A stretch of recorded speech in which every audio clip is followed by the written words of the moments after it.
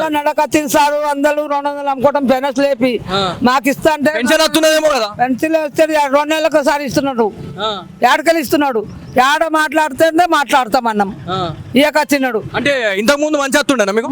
First second ఉన్నప్పుడు 6 తారీఖు 7 తారీఖు వస్తుండే నెల నెల నెల. ఇప్పుడు 2 తారీఖు 20 తారీఖు 12 తారీఖు ఏడ ఉన్నది తిని మంచిగా పండుకున్నారు పెళ్ళం పక్కకు. మేమేం తినాలి? 4 వేలు ఇస్తాను 2 వేలు దిక్కులేదు. మంచిగా ఫ్రీ బస్ అయితే వేసిరుగా మీకోసం.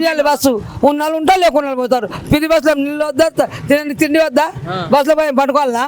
బస్సు మాకు వద్దు. మాకు పైసలు ఇస్తాను 4 వేలు కలిసినాడు మీద పోయి ఫ్యాన్ మీద పడినాడు. మీకోసం ఆలోచించే కదా మంచిగా ఫ్రీ బస్సు కూడా ఇచ్చిండు. ఇంకేం కావాలి మీకు? మాకు బస్ ఫ్రీ వద్దు. సగం ఫ్రీ అయితే సరే. నాకు 3-4 వేలు ఇస్తాడు 3 వేలు వేయాలి. లేకుండా సరిగ్గా నెలకు 2 వేలు ఇచ్చేయాలి. మాకు ఎక్కకుండా సరే 2 నెలలు సరే ఇస్తాడా? ఇప్పుడు 2 నెలలకు ఒకసారి ఇచ్చే పెన్షన్ ఇదే చక్క ఇస్తలేడు. మరి ఒకవేళ 3-4 వేల పెన్షన్ వస్తుంది అనుకుంటున్నాం రాదనుకుంటున్నాం? మరి రాదు ఇస్తానని నమ్మకం లేదు. ఏడాది కలిసి సరిగ్గా బియ్యం కూడా రాలేదు. దొడ్డు బియ్యం ఇస్తున్నాడు, తింటున్నాం, తాగుతున్నాం, రోగాల్లో పోయి దాకాల్లో సూచనలు తీసుకోండి. ఇప్పుడు నువ్వు ఏడుంటావు అమ్మా? ఏ ఊరు మీది? బోధన రాకస్పేట్. ఎట్లా ఇల్లు ఉన్నదా లేదా? మరి నీకు ఇల్లు ఉన్నదా? మిల్లు ఉన్నది, అంత మిల్లు ఉన్నది, ఒక పిల్లాడు ఉన్నది, 4 కొడుకులు 3 బిడ్డలు ఉన్నారు. ఏం చేయాలి చెప్పు? అప్పుడు చిన్న లగ్గం చేసేసిన. ఇప్పుడు కరెంట్ ఫిర్యాదు ఇచ్చినాడు, నెలకు 100 రూపాయలు అడుగుతున్నాడు. ఏడకలు కట్టాలి మేము. ఇప్పుడు ఎమ్మెల్యే సుదర్శన్ రెడ్డి తెలుసా నీకు?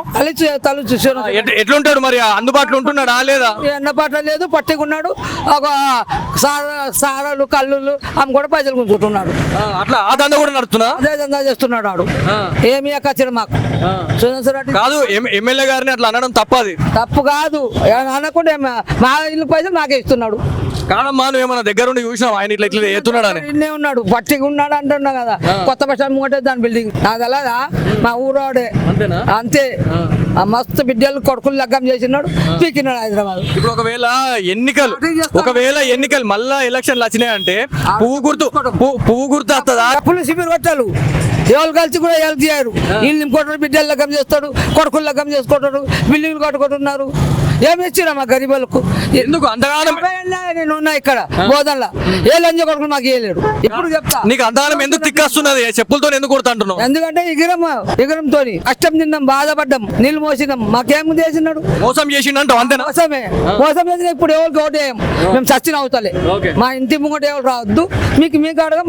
ఇప్పుడు బోధనకి ఒకవేళ కొత్త ఎమ్మెల్యే కావాలనుకుంటే అనుకుంటావు నువ్వు? ఎవరైతే మంచిగా ఉంటుంది? ఎవడు వస్తే మాకు ఎవరు ఎమ్మెల్యే వాళ్ళ ముందు చుట్టాలకి, అక్కలకు, జల్లెలకు, మేనమాలకు, మేనత్తలకు చేసుకోడు. తర్వాత మిగిలితే మాకు ఇస్తాడు. ఎమ్మెల్యే రాకుండా మేము అట్లా కష్టం మీద బతుకుతాం. ఇప్పుడు కాంగ్రెస్ వాళ్ళు ఏమంటున్నారు అంటే ఏమి ఇచ్చినా ఇవ్వకపోయినా మంచిగా ఫ్రీ బస్ అయితే పెట్టినాం, ఎటు తిరిగినా ఏం కాదు అన్నట్టు మంచిగా చేసినాం అని అంటున్నారు వాళ్ళు. ఏమంటారు? వస్తువుల్లో చచ్చిపోతున్నాం, నీళ్ళు లేదు, దమ్ము లేదు. చచ్చిపోతే కిడ్నీలు తీస్తున్నారు, కళ్ళు తీస్తున్నారు, పనులు చేసి వాళ్ళ పని నడిపిస్తున్నారు దవాఖానలో. ఇప్పుడు నీకు ఏం కావాలనుకుంటున్నావు? నీకేం న్యాయం కావాలనుకుంటున్నావు? నీలాంటి వాళ్ళకి ఏం కావాలనుకుంటున్నావు? 100 మంది ఉన్నారు. 4 వేలు ఇస్తాను లంచ కొడుకు ఎందుకు వెళ్ళాడు అంటున్నాం అంతే. బియ్యం మాకు సరిగ్గా కచ్చినాడు. నెలకు మాకు 4 వేలు ఇస్తున్నాడు. ఎందుకు కచ్చినాడు? కాదమ్మా, ఇంత అద్మానంగా తిడుతున్నావు నువ్వు, మరి బాధ అనిపించలేదు అంటే? అలాగే అట్లా అనద్దు కదా. అనద్దు కాదు. బస్ ఫిరి ఎవరు చేయన్నారు? మేము చేయనమ్మా? నీ ఇష్టం నీ చేసినావు. మేము చేయనాం. ఫిరి 4 వేలు ఇస్తాం, కక్క చెల్లెలకు ఇస్తాం, బిడ్డలు లగ్గం కాకుండా ఇస్తాం, ఇంట్లో పిల్లలు ఇది బాధపడితే ఇస్తాం అన్నాడు. ఎందుకు కచ్చినాడు? నీళ్ళు నింపుకున్నా మాకు చెప్తున్నావు. నువ్వు ఏమి ఇచ్చినా బెస్ట్ తిరుగా నాడికే. ఇది ఎక్కడ చూసినా నిజామాబాద్ జిల్లాలో ప్రతి నియోజకవర్గానికి సిగ్నేచర్ స్టూడియో వెళ్తా ఉంది. ప్రతి దగ్గర వెళ్ళి మనం మాట్లాడుతూ ఉన్నాం. ఎందుకంటే రోడ్ సైడ్ లో ఎవరైతే బిజినెస్ చేస్తున్న వాళ్ళు ఎవరైతే ఉన్నారో వాళ్ళకి ప్రతిదీ కూడా ప్రజల నాడి అనేది తెలుస్తూ ఉంటది. కాబట్టి మనం ఇక్కడికి రావడం జరిగింది. సో ఇవాళ దందాలు కూడా ఇలా అద్మానంగా అయిపోయినాయి. 200 ఇలా వేస్తే పూట గడుస్తలేదని చెప్తా ఉన్నారు.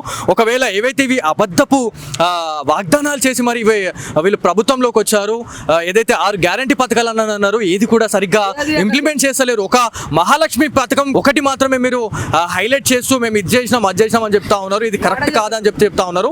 దాంతోపాటు ఎవరైతే స్థానిక ఎమ్మెల్యేలు ఎవరుతా ఉన్నారో దుమ్ము పోసి తిడతా ఉన్న పరిస్థితి అయితే ఉంది. మీరు ఒకసారి వాళ్ళ ఒపీనియన్ చూస్తే ఎంత దారుణంగా ఉందంటే చాలా దారుణంగా ఉందని చెప్పుకోవాలి. సో ఇది మొత్తానికి ఇక్కడున్న తాజా పరిస్థితి.